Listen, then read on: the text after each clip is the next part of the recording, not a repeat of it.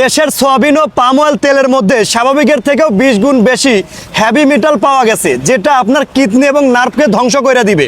ভাই, আমাদের পূর্বপুরুষেরা বাঁচত 100 থেকে 150 বছর, আমাদের 45 বছর বাঁচতেই কষ্ট হয়ে যায়। কেমনে? এই যে দেশের সয়াবিন তেল ও পাম অয়েল তেল, তার মধ্যে স্বাভাবিকের থেকেও 20 গুণ বেশি হেভি মেটাল মাইরা দিছে। তো ভাই, একটু স্বাস্থ্যকর জিনিসপত্র তৈরি করার চেষ্টা করেন না। এমনিতেই তো গড়ায়ু কমে গেছে, 45 বছরের উপরে মানুষ বাঁচতেই চায় না। মানে 45 বছরের উপরে যারাই বাঁচে বোনাস স্বরূপ।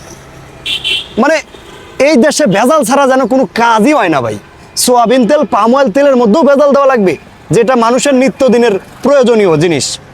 মানে সোয়াবিন তেল ছাড়া তরকারি হয় না, সোয়াবিন তেল ছাড়া একটা সংসার চলে না। প্রত্যেকটা মেম্বার, প্রত্যেকটা সদস্য, প্রত্যেকটা পরিবার সোয়াবিন তেল, পাম অয়েল তেল ব্যবহার করে, সেইখানেও ভেজাল। আপনি বাঁচবেন কেমনে?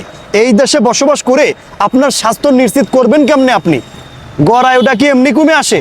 আমাদের পূর্বপুরুষ বাঁচতে হলো 100-150 বছর, আমাদের 45 বছর বাঁচতে কষ্ট হয়ে যায় এই সমস্ত তেল খাবার কারণে। আপনি চিন্তা করে দেখেন, আপনার দেহ রোগবালাই হলে সহজে সারতে চায় না, আপনার কষ্টে কাটানো সারতে চায় না। কেন? এই সমস্ত তেল খান জন্যই আজকে এই অবস্থা। আর আপনি না খেয়ে যাবেন কোথায়?